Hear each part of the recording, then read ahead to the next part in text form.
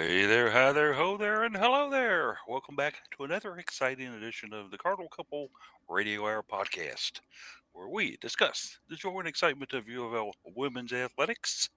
We do have a couple of exciting things to discuss in today's broadcast. Unfortunately, a couple of things that were not quite as joyful and exciting for the Cards, but we'll get into all that a little bit later on in the show. We've got a strong foursome in here for the broadcast today, as Case is off with his wife Lindsay's birthday falling today. So I no doubt make it a day all about her, which it should be on your birthday, right? So there you go. We excused Case from the broadcast. Even if we hadn't excused him, he probably wouldn't have shown up anyway. So there you go. But we do have, like I mentioned, a strong foursome in the house with Jared, Jeff, Daryl, and me, Paulie. So let's kind of get around as we like to do at the start of the show and catch up with the crew on hand today, see what's going on with them. Let's start with Daryl, who we're always pleased to have in here when she can make it. What's going on in your world, Daryl? Morning, everybody. I know I had some things going on last couple of weeks, but I appreciate you all having me back on again. Um, Currently, the cat is scratching at the door. Just she wants to jump on too, but I told her sometimes she can, let the cuss words fly sometimes, and that's just not allowed. We, we, we're not going to allow any cats of any type on this broadcast, whether they be from True. Lexington or your neighborhood. It doesn't matter. She said she is a fan of the Cards, though. She likes to watch them when they're doing well. It's a cat in Cardinal clothing. Be careful. Uh-huh. So anyway, the cat will join in a little bit later on with probably some news on the UK football program and maybe even some stuff on where is Matthew Mitchell and why is he doing these things to his program. Jared in the house today. Jared, a man of many photos, and he's also was with me Thursday night at women's soccer. He was. Did you get any shots in it except the high school football yesterday, Jared? What's on your agenda the rest of the weekend? No, I didn't take any pictures at uh, the male Southern game. Just went as a nice band alumni event that probably drew out close to 40 alumni from the last couple decades. So that's pretty cool being able to see and catch up with some folks I hadn't talked to in months, years, and see some people I haven't physically seen in who knows how long. Uh, but yeah, taking pictures at women's soccer was fun for probably about the first 10 minutes when we were winning, and then we looked like we forgot how to play soccer after that, so a little frustrating. But I think I'm going to try and head out to some softball scrimmages later this afternoon, and we've got women's soccer again tomorrow, so I'll get some more soccer shots. If soccer games were 77 seconds long, we would have been a winner on Thursday night. Unfortunately, they tend to run just a little bit longer. But yeah, you're certainly right. We had a great time out there. I mean, it was an ideal situation for women's soccer. A beautiful night out there, and certainly a great start. But then, as we'll discuss a little bit later on, things turned out not so good for the Cards there. But hopefully, they can turn it around.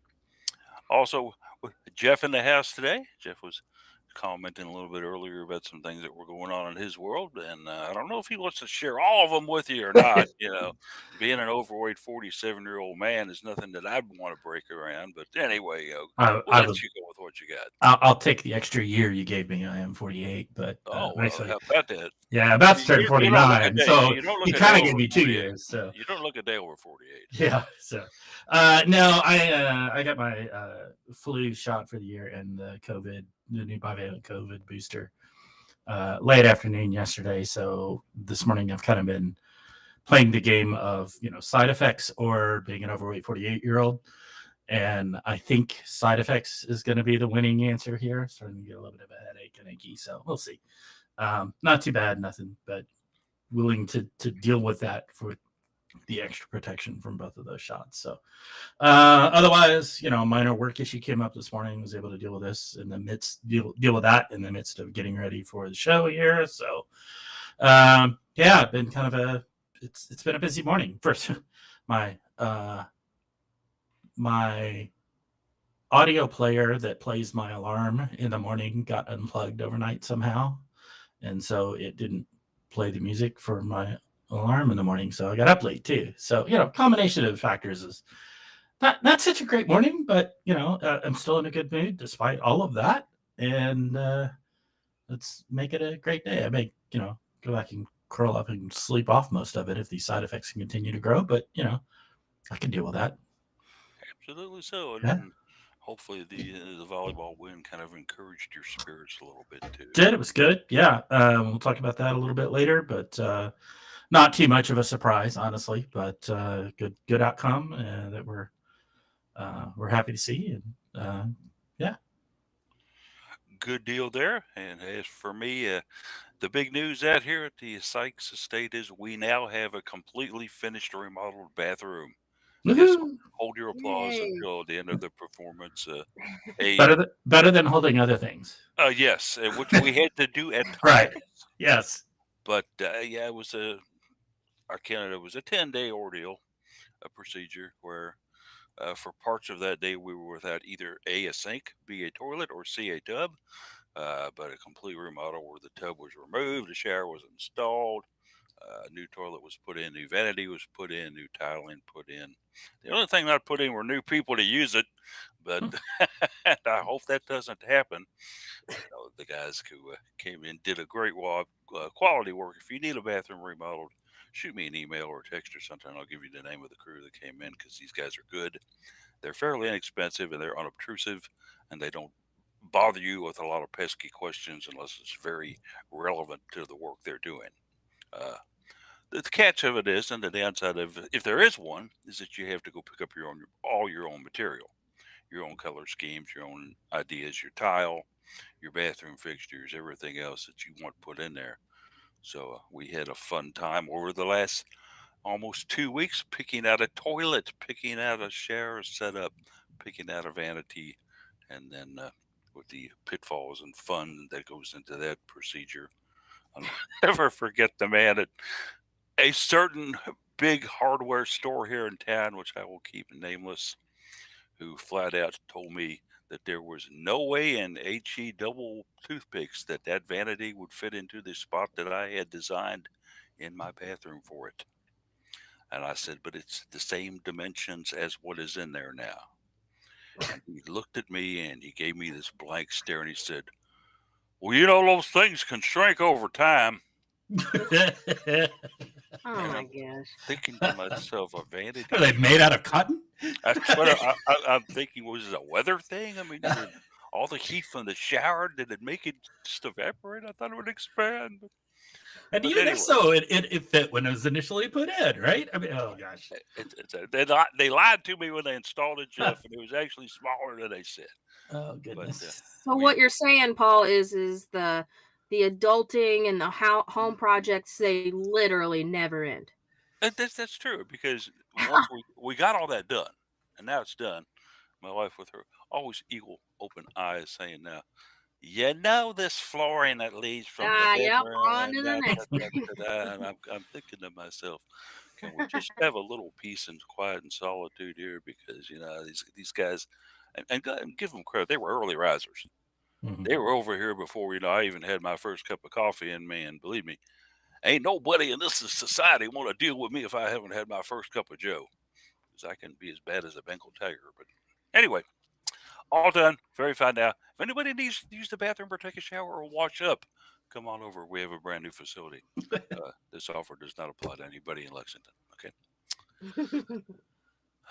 But time of the show where we usually get into a little bit of scheduling and Twitter information. Since Case isn't here, the call goes out. I put up the bad signal. Who's going to do this? It'll be Jared Anderson.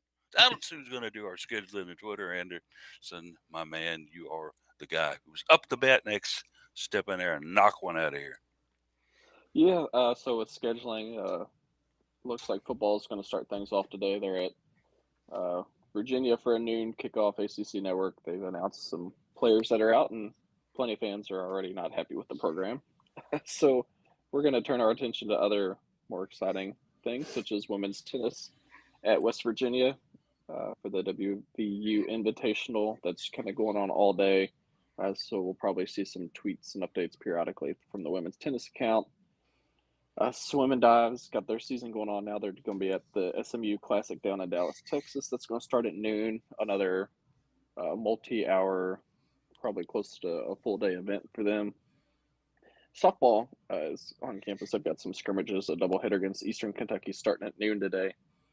Assume it's free admission like they would if it was regular season. It is. Perfect. Good reason for me to swing down there after we hop off air here.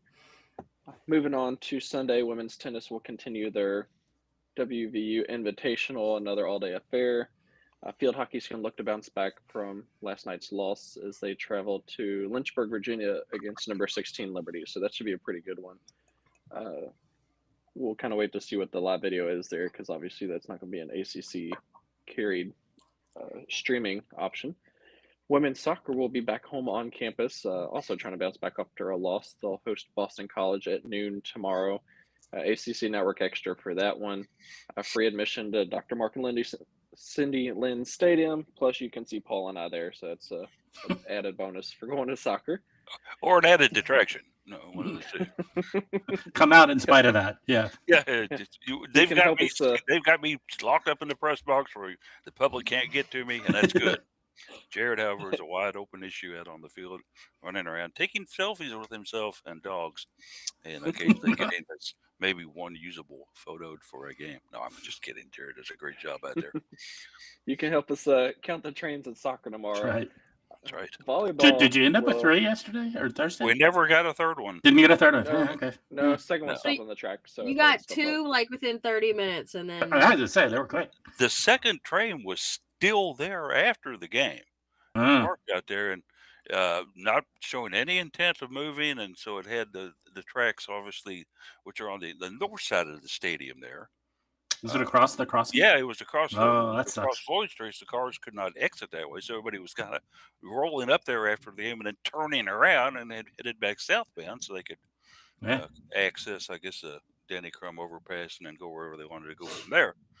But Jared and I saw that and wisely decided, hey, let's go ahead and take you straight to your car, and then you can deal about getting home later, Jared. I'll drop you off where you're parked at, and but no post game.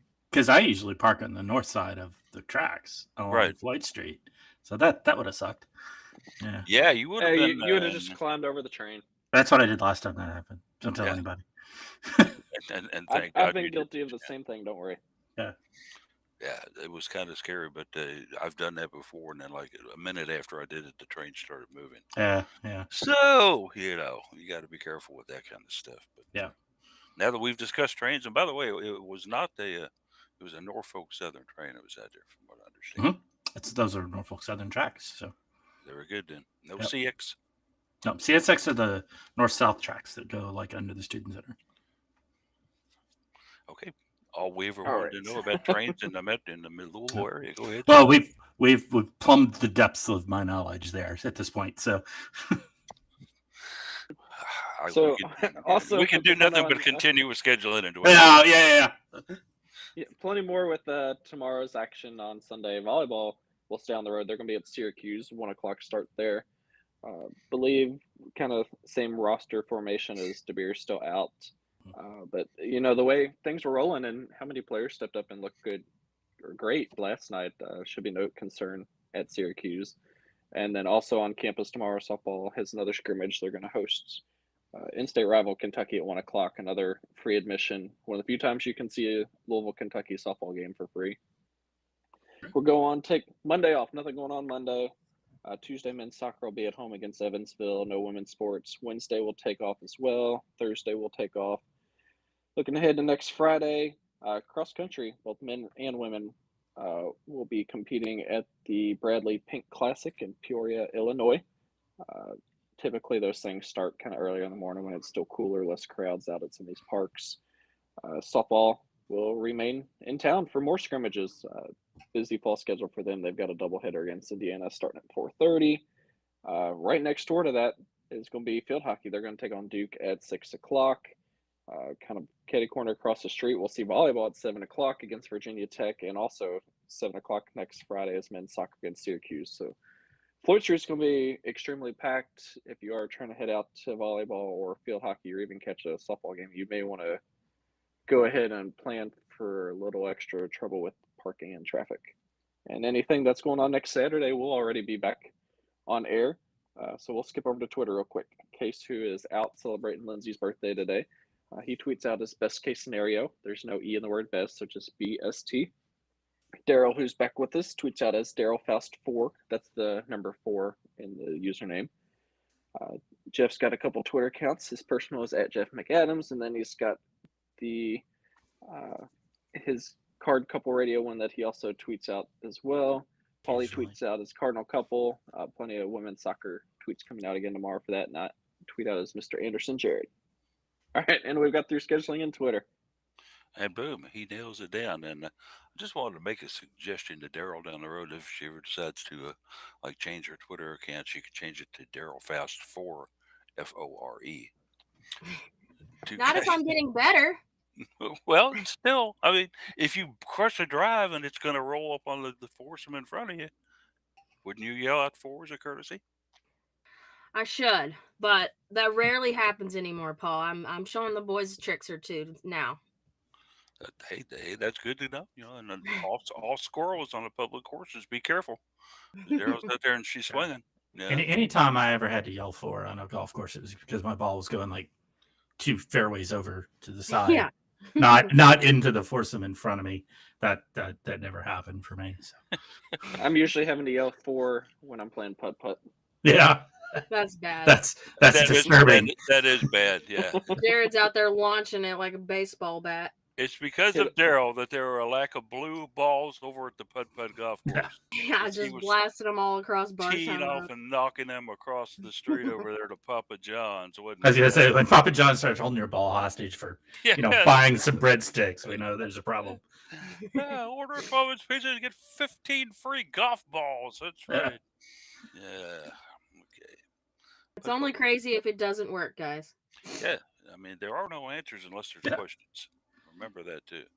So, another important thing to remember in your life. But all right, another thing we need to look into, I guess, to get this show started on was Thursday night, where aforementioned Darren and I were out there at Lynn Stadium watching just a little bit of Louisville women's soccer. Cards, coming in to face Clemson, a team that kind of equal with Louisville as far as record goes. They had 5 wins on the year.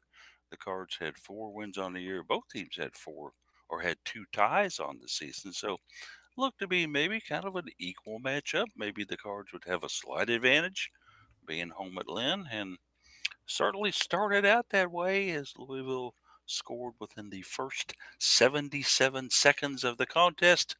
Patricia Ward knocking in the goal for Louisville to put them up 1-0. Very exciting start to this one.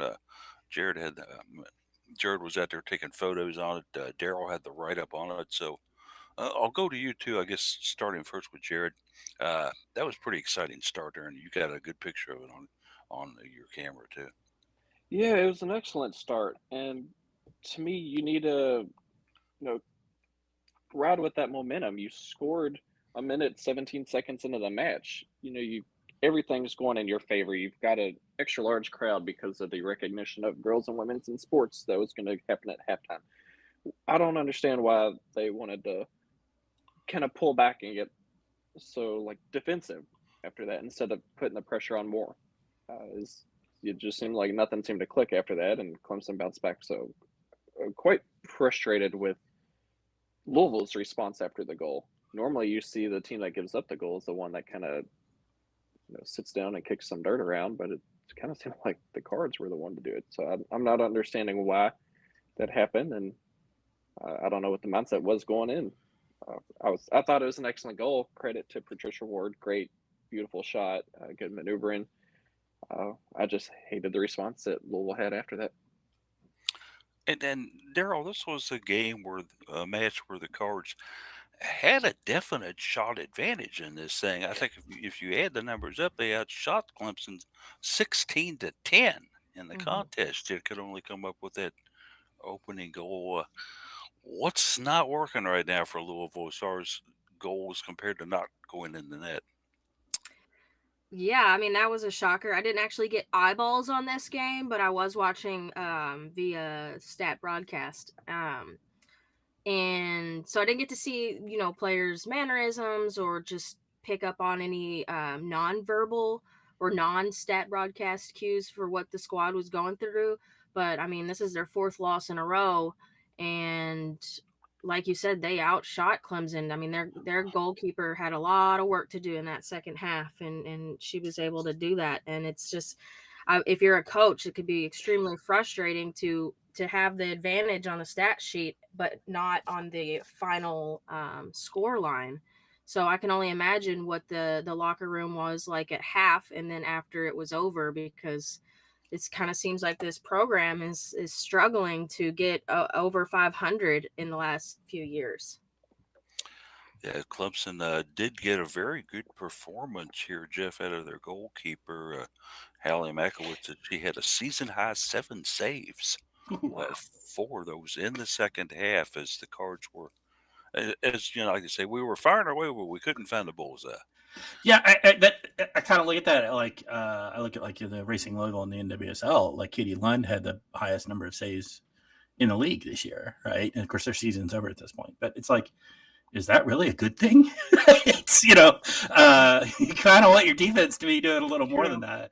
But yeah, no, it's a great performance by the goalkeeper. Obviously, you got to applaud that. So that is impressive for to be able to stop that many. Is I don't know how many shots were taken, but we only scored one, so only 8 were on frame. But to stop 7 of them is pretty impressive. And the other thing I noticed, I mean, the Cards played 3 ranked teams in a row, and you would think that this one against Clemson is their opportunity to get back on that winning streak, Right. back at home. So it's just pretty frustrating. I think I looked as well as Clemson was trying to avoid their 4th loss in a row too, and they were able to get one on the road. So it's just kind of frustrating for this team. I mean, you come out and you score within the first 2 minutes, and then there's nothing after that. So it's just a very stale offense. And a good point, Jeff, that the ball was even able to get past most of the defense to where they were a shot on goal for Clemson. So somewhere in the U of L defense, they're lacking. Mm-hmm. I think it would be fair to toss in here the Cards were missing 2 fairly key components in their starting lineup, Jared, with one qualifying in England and the other one down with I think it was a concussion or still concussion syndrome. So that definitely had to hurt a little bit, I would think.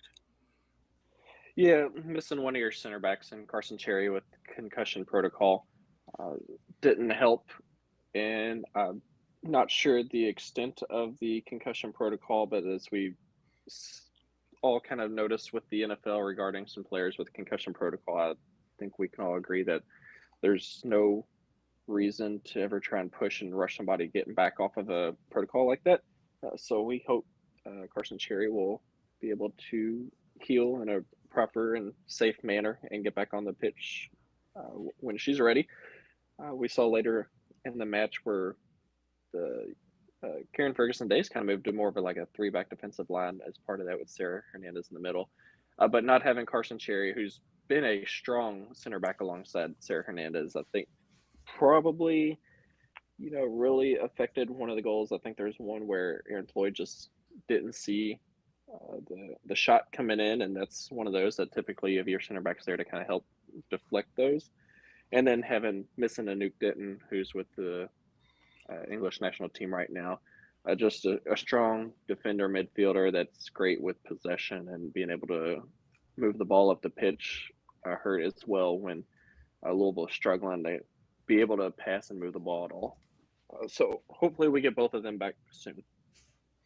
That could be only good for the Cards for that to happen, and certainly we hope the Carson will be back to full strength and fully recovered from what happened with her and the protocol for the head injury. But there was a little bit of joy out there on Thursday night as we had a very nice halftime ceremony where University recognized a women in sports during halftime. 8 different groups showed up out there at halftime to be recognized and applauded for by the crowd. Softball came out. We had lacrosse out there. Women's golf came out. Swimming and diving was there. The Lady Birds, the cheer squad was there, and we also had the sports performance professors and also sports performance association members showed up as two separate groups out there as well. Jared, you were down there talking to them. I don't know if you got any photos of them or not, but you were down there actually talking with softball and lacrosse a little bit. And well, what a great show out for that. Yeah, I got a few pictures that I need to get sent over to you so we can get some of those posted. But yeah, I love seeing the turnout. I guess I also wish we could have had more, as that was a voluntary event for the student athletes to show up to. So I'm sure, being a weeknight and rather chilly, that a lot of them chose to forego the event. But those who chose to come out and represent their teams were all in good spirits, and it was great being able to talk to a few of them, and especially having some of them say, "Hey, we've got some fall scrimmages this weekend. Can you come out and take some pictures?" So that was, it was enough to convince me to head on out to Ulmer Stadium later today. Everybody wanted Jared to come out and take their picture of them later on. That's for sure. But a nice turnout. Unfortunately, not so great as the game turnout for the Cards. But Louisville moves on then after this one. Uh, a situation where they're going to actually, if I'm not mistaken here, get some ACC network exposure Sunday, as they'll be at Boston College at noon. And Oh, Boston College soccer does ACC network. Volleyball gets nothing. yeah, I uh, can't wrap my brain around that one. yeah, Sorry. it's true. I mean, what's the thinking here? I mean, I know Sunday is a big day for showing things. Okay, on the ACC network, they have sometimes four events back to back. But it's a pretty nice volleyball match going on here, and then Yeah, you got number the two team in the Cardinal. country. Yeah, I mean, Yeah. they might be worthy of a little something here Yeah. instead of Throw a camera up there. That's fine. I'd like to see better productions than that, but just throw a static camera up there and show that. It's at least something, you know? Sorry. Yeah, Getting on my no, I'm right soapbox. there with you. This- the ACC network is obviously a part of the ACC conference, and guess They've what? they've got access to it. They can throw it up. They could send them They a can feed, do and it. it'll be on ACC Network Extra. No problem. And they've done it before for volleyball. I mean, I know they have. I've seen them before, but yeah, yesterday, man, nothing. Ugh.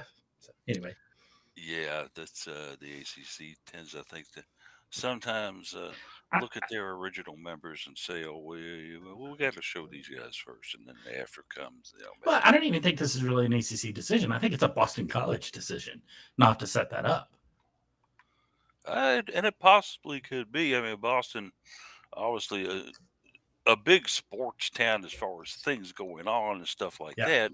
And I won't use that as a defense for them showing some women's sports and not showing the other women's sports. But yeah. I think there were some attempts at showing this on YouTube with certain channels last night, which It maybe was went with all unofficial. yeah, all If unofficial, you saw any, it was unofficial. Yeah, and it was certainly not what even the ACC network would do as yeah, far as commentary and broadcasting and right. play-by-play analysis and things like that. So, uh, and I'm not going to belabor this long, but the SEC has two networks that they do a lot on cable television. They have the SEC network, and then they have the alternative or the alternate SEC network, where they can show second events on a full view. And if you get one, you get the other, is the case on most cable packages or most dish or whatever packages that you have. Okay, why And can't we use they that? also have SEC Network Plus, which is the Yeah, streaming version of it, equivalent to ACC Network Extra. And that's the thing: any ACC school for an event can send a feed in for ACC Network Extra, and it gets done, right? But the school has to set it up and do it. So this is why I lay it at Boston College's feet. yeah, but certainly they don't have a whole lot to be proud of up there as far as volleyball goes. Uh, Still, you got Not to sure I figure agree with you, but okay. we'll see what happens down the road on like Yeah, that. I'm sure that the Boston College fans probably weren't protesting the fact that it wasn't on too much, but certainly yeah, when yeah. you're the number two team and you've got a rabid fan base down here who loves to watch volleyball, The fact that Boston College would not step up and at least make it available to Cardinal fans to watch on a network extra platform. Mhm. Uh, you know, I'm going to wag my finger at them very slowly and go very, very, very bad, very, Mhm. very, very bad. Yeah. Uh, Enough on that, though. Let's hope the women's soccer can bounce back, get a W. They certainly need one at this point in time, and I think Karen Ferguson days is going to be trying to analyze why the Cards are just not able to quite after usually good starts to a season. Why can't they finish strong? Let's hope that they can maybe turn that around Sunday. We hope. But hey, let's move on to a little happier situation, a little more fun things. The Cards were also, Other than the lack of TV coverage, yeah. yeah. It's where even with a nice win by volleyball last night as they went up and definitely had no problem whatsoever in their match last night. The Cards went up there. They we kind of figured, yeah, they're going to do pretty good up there, and I think that BC is not going to be much of a challenge. Louisville winning with no problem, going to 5-0 in ACC play, now undefeated in that. And I think the first set was 25-15, 25-20, and then 25-13. Yes. Not much there. I Not was much. I was on the wrong tab. I was looking at Syracuse Notre Dame stats. Sorry. Yeah. Since you were able to watch most of one of the YouTube feeds on this, Jeff, we'll let you kind of start out on this and kind of your thoughts and impressions on it, and then the rest of us will kind of fill in with what we thought about it. Yeah, it's like you said, Boston College doesn't have a whole lot to be proud of in the volleyball team. I don't think that's completely true. I think the Boston College is a much better team now than they were 5 years ago, right? That's a little bit of damning with faint praise, to be honest. They weren't very good 5 years ago, but the program is building and the program is improving. The problem is that Louisville is also much better than we were 5 years ago, and we started from a better place. So, yeah, it was not particularly competitive. Boston College is, like I said, every year you look at them, they're a little bit better team. So, just hard to ask for too much more than that. It's a small school, so it happens. 25-15, 25-20, 25-13, as you said on the set scores. It was pretty good play. I think Jared mentioned still without Anna DeBeer. 1 to 3 weeks more, I think, is what the estimate is on that. I haven't heard anything more recent than that. So just counting from when the match at Stanford was and what the estimates were from there. So great play by the normal, the usual suspects. Claire Chaussee, 14 kills on 28 attempts for 393 hitting percentage, which is a good hitting percentage for a left side pin hitter. Amaya Tellman hit 11 on 19 attempts for 579, which is a very good percentage for a middle. The eye-popping one was PK Kong, 6 on 7 attempts for 857. That's just gaudy. So impressive numbers there. We did see in the third set, we saw Ellie Glock and Paige Morningstar come in to set for a little bit in place of Raquel Lázaro. The match was well in hand by that point, to be honest. But they came in and they did a fine job. They had some solid rotations and did well there. Dig leader was Elena Scott. Unsurprisingly, she's all over the floor doing amazing thing.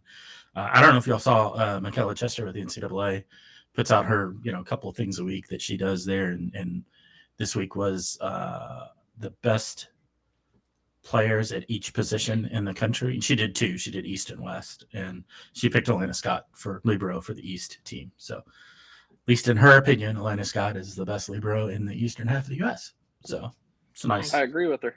Yeah, it's a good choice. I'm with her. So, yeah, it's a good match. Looked good. I did get to watch a bit of a bootleg stream. So, well done there. But yeah, annoyed at Boston College for not having any sort of real stream set up for this. I'm dumbfounded at this. I don't know what it takes to interface with ESPN to get this out on the ACC Network Extra, but come on, it's a stick a camera with a laptop. An It can't iPhone. be Like, much more than seriously. right. Yeah, it doesn't take much to do this these days. There must be no service in Boston College because UofL's site hasn't even updated their website either. I'm not Yeah, they understanding. haven't. I can't find stats. I can't Well, find like what is If you going on. if you go to Boston College's website, you can see the entire Yeah. box score right now.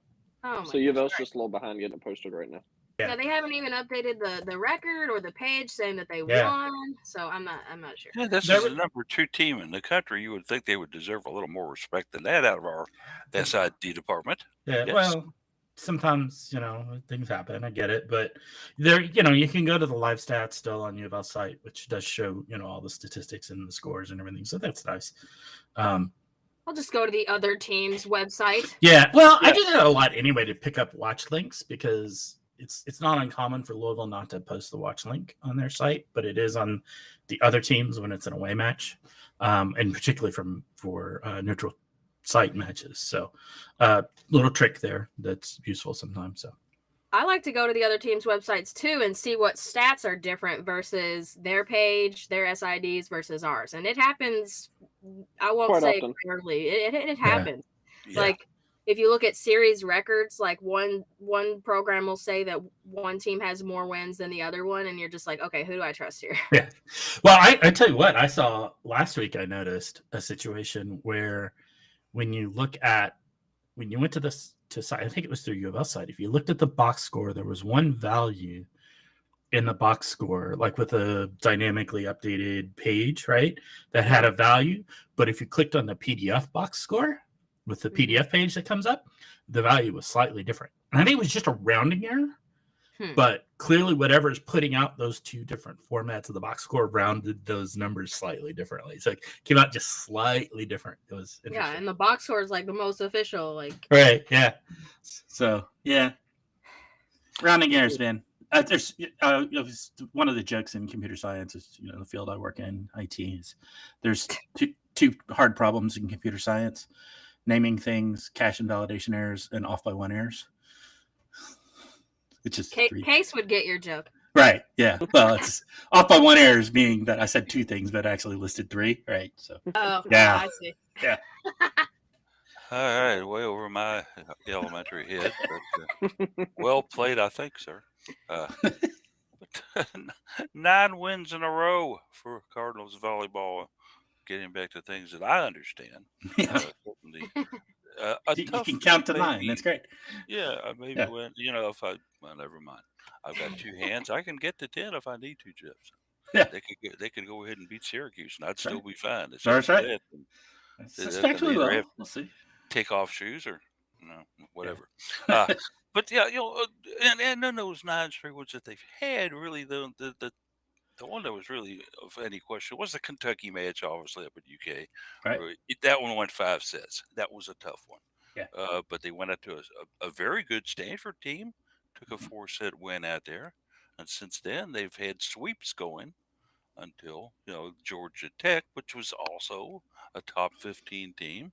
That was a 4-match, 4-set match that they wanted in. And Georgia Tech the Cards are going on the road here, and they're having success. They had it at Boston College. They had it at FSU, Miami, Kentucky, Stanford, and move on down the list there, even at WKU.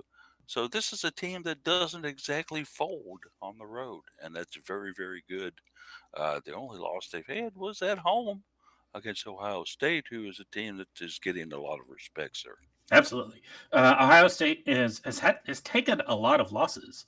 Honestly, they've taken several losses in the non-conference schedule, but they were all against very, very good teams. Ohio State is understood to have this year the strongest schedule of any team in the country. So they took some early losses, but they're a very, very good team. So that loss that we took against them is not a bad loss at all. I don't know where they're ranked. I want to say they're 5th or 6th maybe at this point. So the committee listed Ohio State as number 6 when they came out with their first committee top 10. Yeah. So that's Yeah, that's about what I would expect. Where I would expect them to be. They took, I think it was 3 losses early on. 2 of them were to number one Texas, right, and Right. home and homes or no back to back matches Right, and then there. they followed that with the loss to San Diego, who Who's the committee has number 3, so they as lost number to three? number Yeah, one, number 3, and I know they beat Louisville, which was unfortunate, but I think they went and lost to Pitt, Nebraska. Well, Pitt's number 5 and Nebraska's number 4 in the committee right. rankings. They've So there's they not a single bad loss for them. yeah. So they've lost 5, and they have played a brutally tough schedule, and they've won a lot of them. They beat BYU. This is not okay. They lost to Nebraska. They beat Michigan's a decent one. Indiana, meh.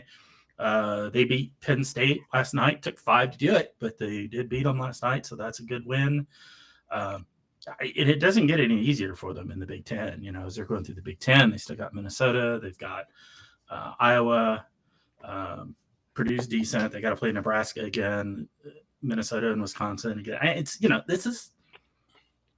There's nothing bad about losing to Ohio State. I'll say that, which is weird because it's a relatively new thing for them. But the Cards have not, and I'll put this out here to you all can debate it if you want, really suffered all that much since with the absence of Anna DeBeer. I know when Anna first went out, one of my first thoughts were, oh boy, she was leading us in that. She was so good at that, at this and this. And now she's out for maybe 4 to 6 weeks. Don't know for sure, but it yeah, was total. certainly Yeah, something that I was very, very upset about at first, thinking, wow, such a good season going, and then you lose arguably one of your best, if not the best player on your team. It's gone. yeah. But they haven't. Well, and we They know, have. and we know that you're driving the Anna DeBeer stand train, Oh, right? I've been driving that bus Yeah, since which is rolled fair. out It's there. totally fair. She's a very good player. Yeah, and we when she went down and said we found out she was going to be out for a while, it was the my immediate response was, okay, we're going to see Nana Mbonu on attack, and we're going to see Aiden Bartlett on defense.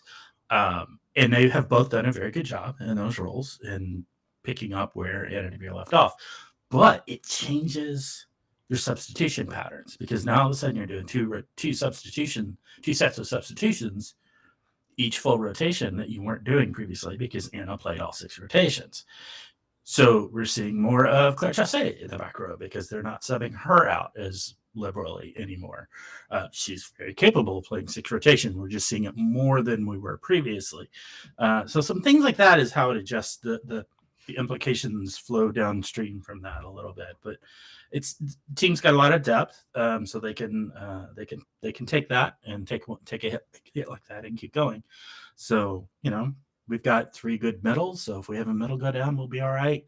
Hope it doesn't, of course. Want to see the best for all of them.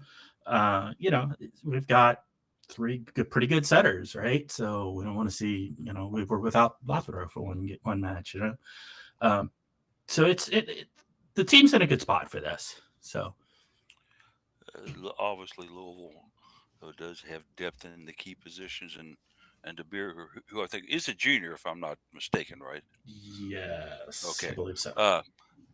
Is there an outside possibility if she's out much longer that she could possibly get a red shirt year if she wanted one?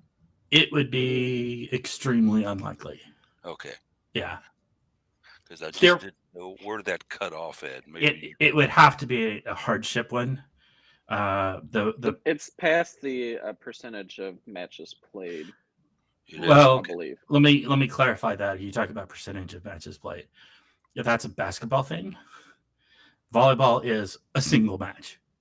You play in a single match, you don't get a routine red shirt. You have to apply for a hardship. Yeah, that's a horrible, right? But it is what it is, right? So I'm just selfish. I never wanted her to leave campus, So, yeah. Maybe but that's what I say. It has to be an extreme hardship. Sometimes those get granted. I don't think this would be one. But she also has that COVID year. So the NCAA, when they're reviewing that, is going to look at it and say, well, you still have another year of eligibility with COVID anyways. We don't find a reason to add another one. And I'm pretty sure, especially as we start to see an increase with the NIL deals and profits, that there's plenty of reason for her to stay for a fifth year if she chooses to do so. Yeah. Yep. I would certainly hope so. Daryl, one individual on the squad that we don't talk a whole lot about, but one who kind of came in here as a grad student.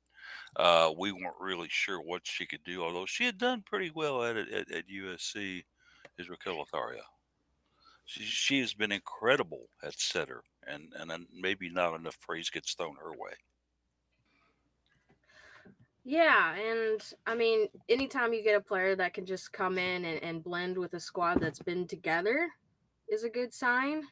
So as long as they're not creating like a rift within the team dynamic and they're happy where they are, that's something you could hang your hat on and credit the rest of the team and their willingness to bring in a transfer, or the coach and their willingness to adjust and bring in somebody who's come from another system. So that's always a good thing in my opinion, and we always compliment Coach Walls as well with his ability to bring in transfers and Yeah, I have think them melt really well with the team that's already there and been there for years. we could certainly look at Walls as an example of bringing in students that have transferred in and having great careers at Louisville.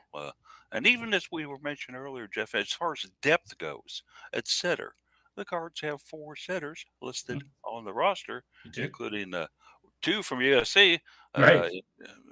Ellie Glock, who is from Wahoo, Nebraska, Yeah. and Delightful. Wahoo High School. Wahoo for her. Yeah. So, Yeah, no, and it's just, I think, Daryl, you really hit it on the head with transfers coming in. One of the things you want to avoid is causing a rift within the team, and the most likely rift in this case would be like for other setters that maybe were looking to get more playing time. Well, Ellie was at USC with Raquel. She knows she was behind Raquel in the lineup at USC. Like she knew that coming in when Raquel and she both committed to come to Louisville. So no big deal there. And Paige Morningstar, this is her first non-redshirt year. She's got time. She's going to be a player on this team in the coming years. Raquel's going to graduate, be done after this year. It'll be a position battle between Ellie and Paige. And that's going to be an interesting one to watch, I think. So the other setter on the roster is Alexis Finvold. She's a year behind Paige. She's also redshirting this year, so we won't see her on the court. It's hard to imagine Raquel, having met her a couple of times now, it's hard to imagine Raquel in any way ever causing strife among a team with other players. She is delightful. She is kind and caring and supportive and all the things you want in a teammate. So when you have strength in numbers and depth at positions, it usually bodes well for a squad, as it has at Louisville's case. Number 2 in the nation, and certainly looking forward to see what they can do not only the rest of this weekend as they head on up to the Cuse, but as they continue in ACC play. Yeah, Syracuse lost last night, which surprised me. Notre Dame beat them in 3 because Notre Dame's not very good. So I expected us to have to go in and knock Syracuse out of the undefeated column, but nope, Notre Dame beat us to it, which is interesting. We've seen battles with Notre Dame in the past, too, as far as volleyball goes. So certainly not a program that you can really turn your back on and ignore that much. Yeah, they kind of imploded after last year, so they're not that great. About half the team transferred out.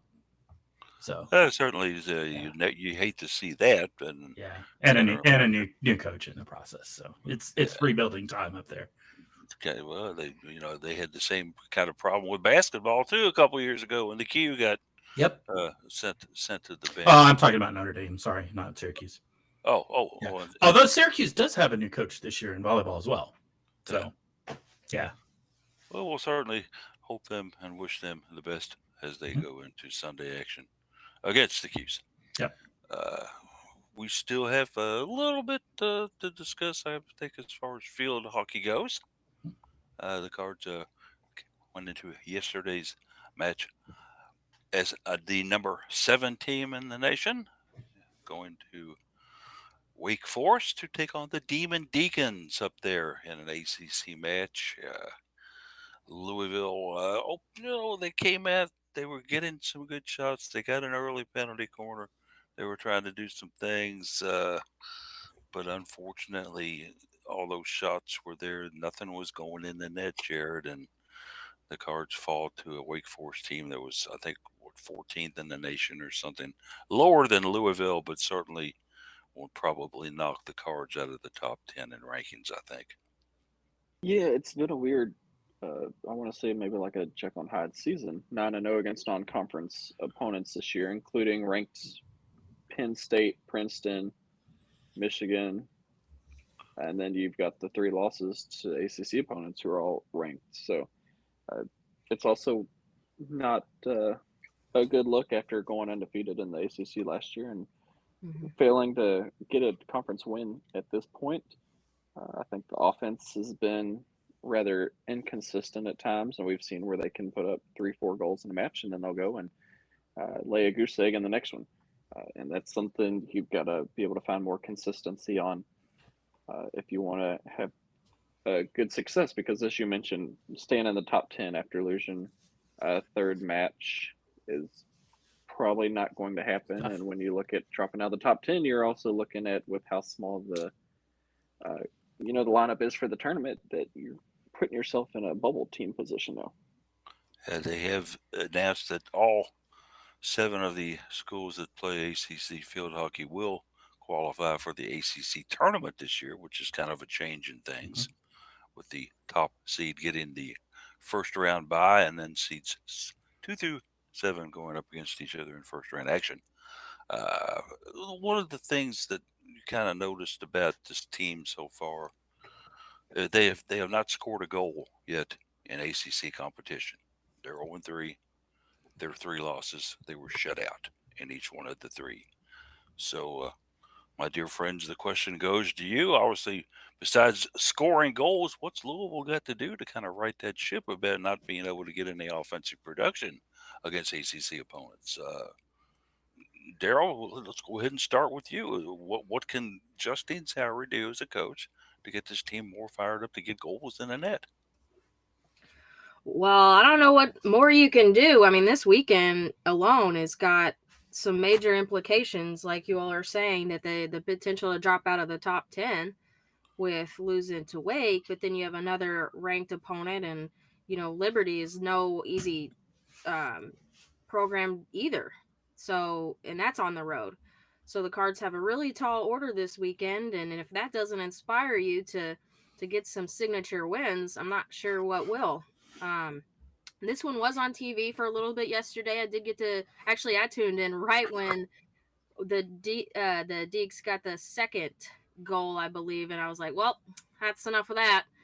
Um, so I mean, if playing the national runner up from last season doesn't inspire you, then I'm not sure what will.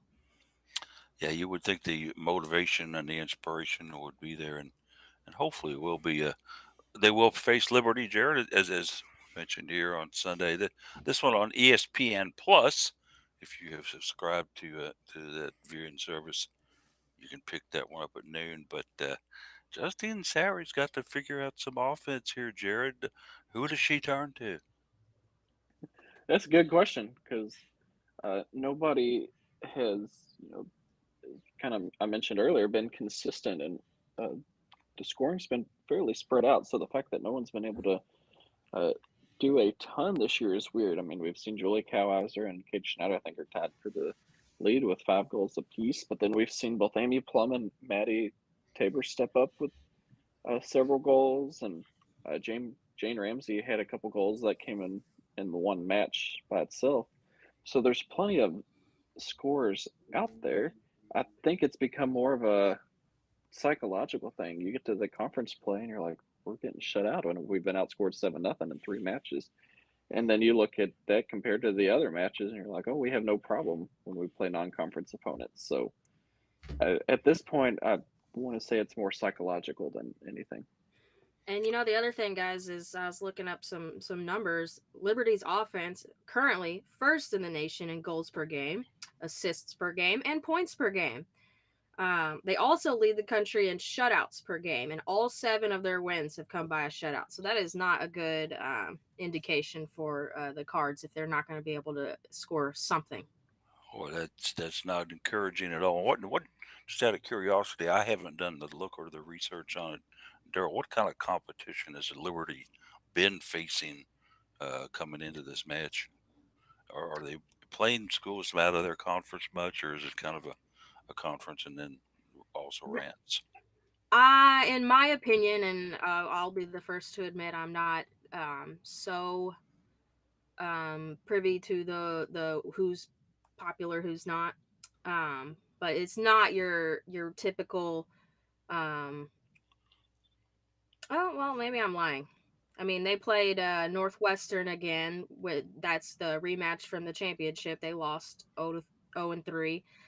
They played IU, which they won. Georgetown looks like James Madison and UConn.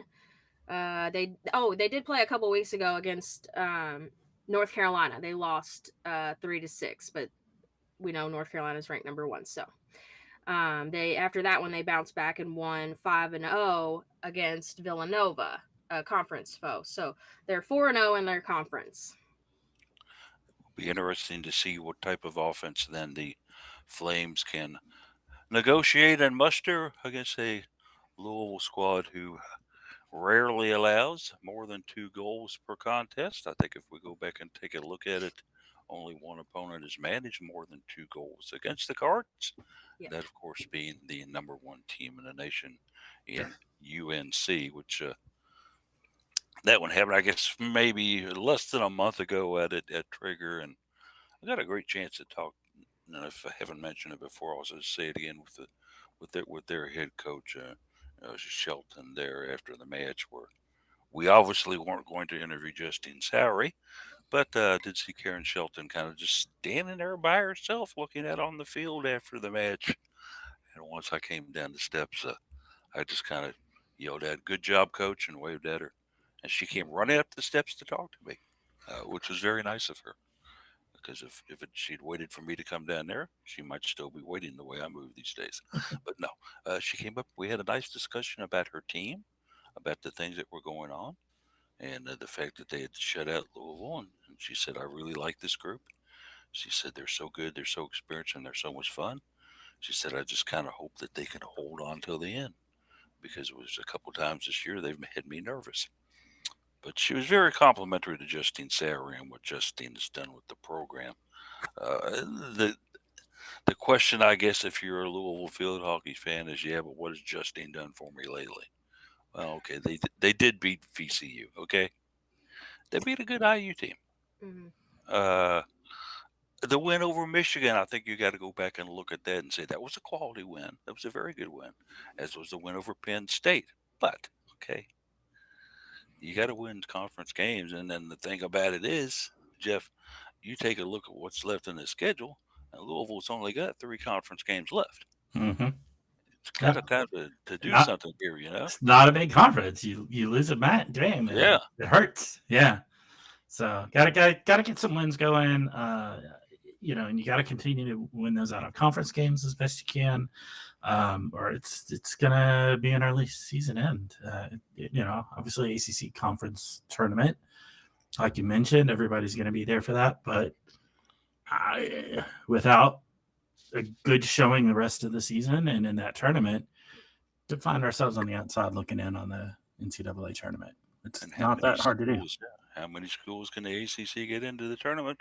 We'll know all that much more probably in unless about 3 weeks or so, or 4 weeks or so. We'll have a better clue on that, an idea on that as we roll into November. That kind of stuff will come around.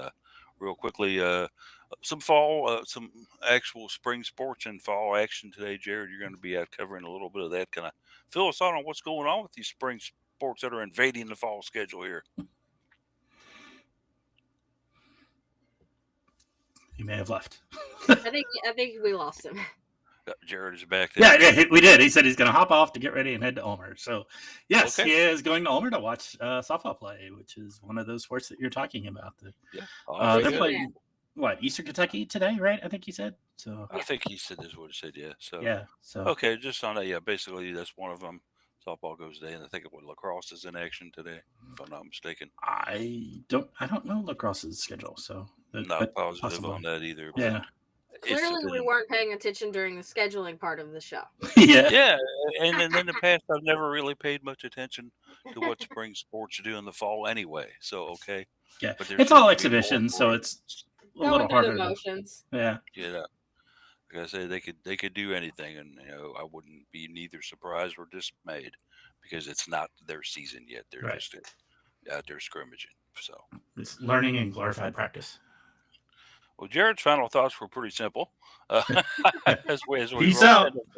into final thoughts, gonna hop off here and get ready and head to Ulmer. So certainly have fun down there, Jared, and we'll let you just kind of fill us in on what you see in Twitter. If you should do so, we'll be happy to see what you say that. So let's go to Daryl with some final thoughts. Then we'll start with you this week. Then So, I know we're busy with U of L games, and that's exciting and all, but I really have been spending a lot of time, and I mentioned it on my post from yesterday and my final thoughts there, that it's time to free Brittany Griner. I'm not a Brittany fan for obvious reasons, Team Shoni Schimmel all the way, but this is ridiculous. Yeah. She is still contained in Russia for a very minor offense. And, by our standards, I realize this is another country and we don't get to decide their laws. But I think she's served her time. She's like been locked up for like 80 days. And I think she's appealing her case right now to the Russian courts and has a court date next week. And her birthday's coming up. And if this was a straight white man who was a famous athlete in America, it would be the conversation every single day on the news, Mhm. on every single news outlet until that person was back in America. So we really need to get her home. Can you imagine how scary it must be? Her wife leaked some info, some conversation she had with her about how bad her mental state is right now. And when you don't know when you are leaving somewhere, or if you ever get to, that's just so scary and hard. And I just cannot imagine what she's going through. And I just think we need to bring her home. yeah, I've got to agree 100%. Mhm. Daryl's okay. So she was carrying around a Some little bait. stuff with her that is maybe illegal in some parts of the world, but certainly not here, and certainly is a common practice here. And then the Russians are making such a big deal, and then they've made it a political deal and everything else as Yeah. well. Just go ahead and let her go, okay? You guys are getting your butts kicked in the Ukraine. Why don't you concentrate on that, maybe instead of holding on to a WNBA player? Just She's a say pawn. it may be Zelensky who ends up freeing her. Absolutely, yeah. Yeah. He may just storm into Moscow and say, Yeah. "Go home, go Yeah. home and play ball for Phoenix. Yeah. I like Phoenix."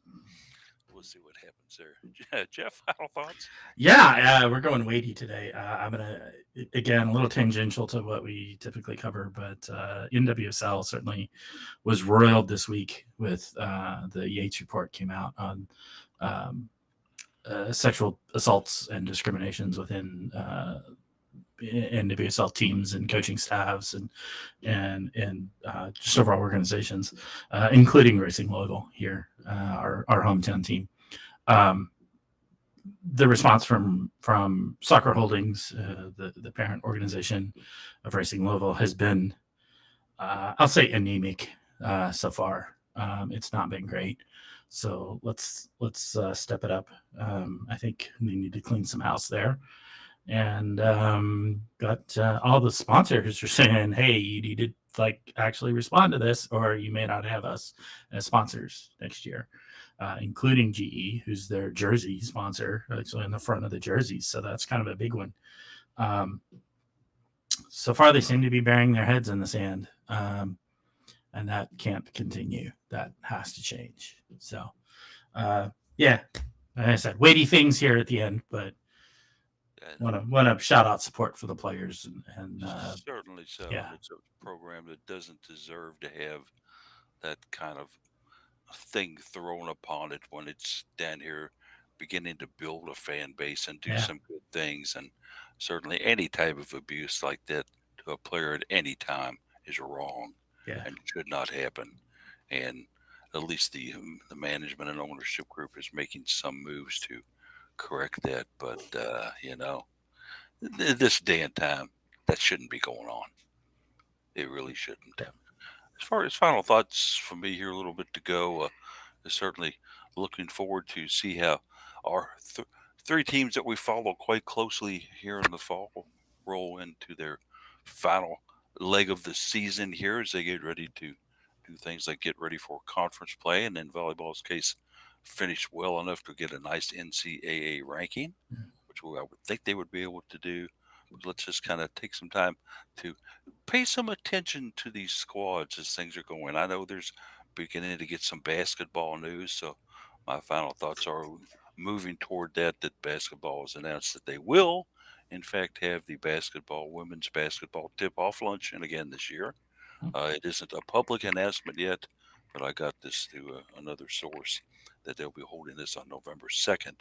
Uh, I think they're going back to the Marriott, but that hadn't been determined yet. I think they would probably have known by now, but they haven't said yet. So they will do that. A lot of people said, "Oh, Louisville Live's replacing that. They're not going to have the luncheon." Wrong, you are, and they should be making an announcement soon about where that luncheon will be for the women's basketball tip-off luncheon. It is at the Gold House Hotel. It is at the Gold House. So Yeah. have you already gotten the notice on it? Yes, I have. Okay, good. Nice to go back there. We haven't been there in a couple of years. Yeah. And certainly a fun facility to head to. I think the last time, was it in Gold House East last year? I don't remember the last one. There was one at the Gold House East. This is actually the Gold House, not Gold House East. So yeah, and that Yeah. wasn't last year though, was it? Was that 2 years, 3 years no, ago? I don't think so. I don't know. It was a couple of years ago. It's COVID years screwing everything Yeah. up. I don't know. I don't remember. It was a couple years ago then, yeah. Yeah. So it's been a while since I've been at Marriott, but it's good to see it back at the Gold House. Gold House East was kind of a labyrinth to get to. I remember that. It's a long way around. Yeah. Yeah, it was like, you parked in the garage down there. So, I'm right underneath it. No, you Yeah. got to go this way, that way. Never know. That's I mean, it's a big facility. It's a good conference hotel because it's so big, but it did make it a bit of a hike to get from parking to If they've moved this across the street to the Gold House proper, then in Yeah. their grand ballroom, that's an easy place to get to. Yeah. And there's plenty of parking on that side as well. Yep. So, yeah, come on out and turn out for that. Falls has an interesting team. My final thoughts are on that. I want to see what these freshmen look like and what they can do. Yep. So that'll do it for us. Certainly, everybody have a great rest of the week, and we'll catch you next week at 11 a.m. here for the Cardinal Couple Radio Hour podcast. And unless you know something we don't, until then, have a great one and go Cards.